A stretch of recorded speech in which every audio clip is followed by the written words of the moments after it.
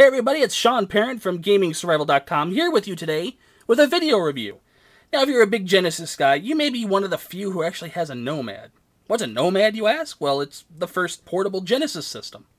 Not the first portable Genesis system, but it actually played Genesis games. So yeah, it kind of was the first Genesis portable system, technically. I'm rambling, so why don't I just show you this. The Gen Mobile by Hyperkin. It's actually a unit that actually plays Genesis games and also has 20 built-in games already. In fact, it's officially licensed by Sega. So it actually has licensed Sega games on there and not homebrew, which is nice. I'm going to get into that in a little bit. Retails for about $60. We want to thank, first and most importantly, Hyperkin for sending us one for review. I've thoroughly enjoyed this unit, and I will tell you a little bit more about it after we tell you what's in the box, which is currently empty, because I already took everything out. Here it is, the Gen Mobile unit itself. I'm going to get into this in a little bit. First, what else comes in the box? You have your AC charger, and it also has a mini USB charger at the bottom. You can use your PlayStation 3 controller cord charger. Works perfectly fine, either by a PC or by the PS3 itself. Works perfectly fine. And then also in there is AV cords. You have your yellow and whites already set to go. Just plug it into the TV and you're all set. You can play the unit on the TV. Let's get into the unit a little bit now, real quickly. 2.4-inch LCD screen. Nice. Very vibrant. Very cool. Sometimes it's a little hard with small text to read it. About the only drawback, really, from the system itself, in terms of the screen. Control pad, you have your normal up, down, left, right. You have a reset button up top. Be careful not to hit it when you're trying to go for the up button, the many times that I did. You also have your ABC, also XYZs, for your fighting games. It's really cool to know they give us the 6-button layout for the unit. Very cool. Start button up top. You have your on-off switch down here at the bottom. PAL NTC switch. You need to get in there with a pen or something in order to switch that over if you wish. Like I said, it comes with a USB charger, so it charges right down here. Indicator light is either green when it's all set to go, and it's red when the battery is low or when it's charging. A little strap for the hand. Don't know why that's there, but more power to you. Up top, you have headphone jacks, just in mono. I'm going to get to the sound issues here in a minute. And then you have your AV out, which is what the cords are for, so you can plug it into the TV. Now, also, you can play your own cartridges on the system itself with this little slot. And all this really is a piece of plastic, which is on a spring loader. It's quite flimsy. Then yeah, that's where all the magic happens when you put a cartridge in. Let's boot this puppy up real quickly and show you how the boot up goes up from the beginning. You have the At Games label. And then this is where all your games are. I'm trying to center this up. I apologize. First video review. And you've got Alex Kidd, Alien Storm, Altered Beast, Arrow Flash, Columns 3, Crackdown, Decap Attack, Mean Bean Machine, Echo and Echo Jr. Scroll over to the side. Sonic Spinball, Sonic and Knuckles, Shinobi 3, Shadow Dancer, Kid Chameleon, Jewel Master, Golden Axe, Gain Ground, Flicky, and E-SWAT. Now, a lot of these games are already on the Sonic Ultimate Genesis Collection. So if you already have the Sonic Ultimate Genesis Collection, a lot of these games are going to be on the system as well. But if you like many of the games on that, then hey, you're good to go. Now, let's power it off, and I'll show you how the cartridge thing works. I can't review a Sega product without using Sonic. So let's do that real quickly. You just put it up top here. Got to give it a little bit of a push. Kind of hear like a click to make sure everything goes in right. It's kind of a pain sometimes. Oh, hello. It's kind of a pain sometimes to take the cartridges out. You kind of have to give it a little bit of a slight finesse, but yet slight aggressiveness to try and get it out. It's hard to explain. You have to get the unit itself. Let's boot this puppy up. And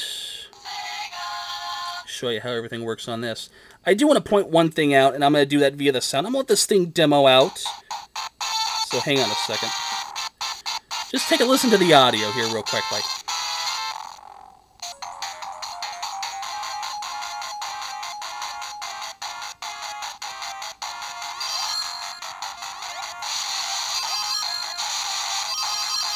You notice it being off a little bit? Yeah, unfortunately, that's one of the bad things with the unit. Unfortunately, the sound chip with the unit is not exactly the one that you get with the Genesis. That's kind of a bummer, because everything sounds like a little lower than it needs to be, or just off-key completely. That's kind of a bummer if you're a big audiophile and really enjoy, having perfect everything, and especially the diehards will not like that at all.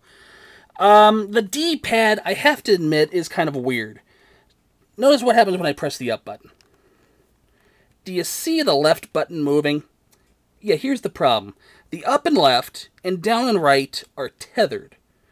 Which means, and this has happened to me a couple times, especially in sports games, if I'm holding down and right and I decide to shift to down, it may accidentally think that I'm still holding down the right button because it's still tethered.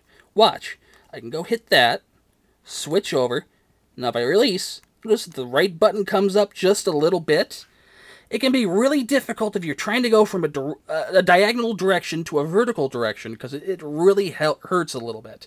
So it was kind of a bummer when that kind of happened, and sometimes my movement was a little awkward. Now, just a little, everything else really I can't complain about, because the buttons are very responsive. Everything works great.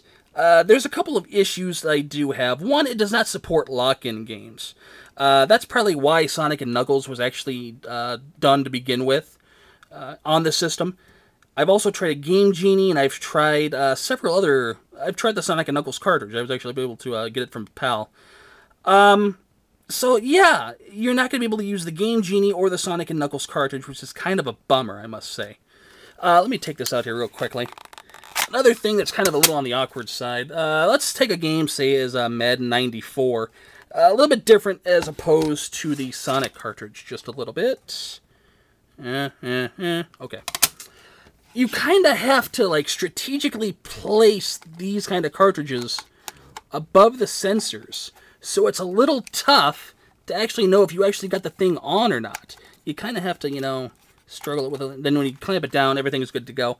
Otherwise, this actually, it works fine, I must say. There are compatibility issues, though, and I have to bring that out completely to begin with. This will not play every Sega game. There are compatibility issues. This is basically running off of emulation. There's no Sega Genesis guts in there at all. So, definitely check with forums, check with other websites as well to see what games do and don't work with this. I know NBA Jam TE is another game that does not work with the system. It just red lights. It actually just gives, no, it doesn't red light, but it gives me a blue and black screen, which says just nobody, you're not playing this game. Other than that, I really can't, it's very light. That's another thing. This thing is incredibly light when you don't have a cartridge in it. It's very weird. I don't know what it is. Another big thing, I want to show you guys this. So I showed you this, right? Okay, check this out. I am afraid to put this thing in my pocket because of this. This thing is just plastic. If I were to bend over, and I know, here come the fat jokes, but if I were to bend over the wrong way or do something really weird with it when it's in my pocket, I'm afraid if there's a cartridge not in here, this thing is going to snap. So, I mean, I wish the build quality was a little bit better. They would have, maybe maneuvered back from plastic a little bit. But overall, I can't complain. I mean, it's not terrible. I wish there's some things they could really work on, namely the D-pad and the, that kind of a little bit, it just worries me a lot. I wish the screen was also just a tad bit bigger, because like I said, with the small text games, you're going to have some problems reading stuff. And it's kind of a big bummer when it comes to that, especially if you like playing RPGs and all that on the go. Now, I'm going to go ahead and conclude right here real quickly with a score, and then I'm going to put up another video with off-screen footage from my TV. Final verdict is an 8.25 out of 10. Pros: portable, Genesis. What can you go wrong with that? It's great. It really is. You can play all your Genesis games on the go. Another pro is that finding games for this thing is incredibly cheap. You can probably go to pawn shops, get 99 cents if you're, just starting off. Battery. That is a huge plus. Like I said, I got about 6 hours, or was on the 6-hour mark, and it still didn't need a charge. This thing gets amazing battery life. And of course, the cons, this up top here, the D-pad I wish wasn't tethered. And really, that's just about the only cons. Well, especially with the non-100% backwards compatibility. There's a couple games you won't be able to play. So with that being said, 8.25 out of 10. If you guys want to check out the other video of the gameplay footage, be sure to do so. I will upload that along as a companion video with that. And definitely check this out. Like I said, Hyperkin makes it. You can find it on Amazon for about $55, or you can go through Hyperkin and get it for about $60. So that's it. I'm Sean Parent from GamingSurvival.com, and we will see you next time.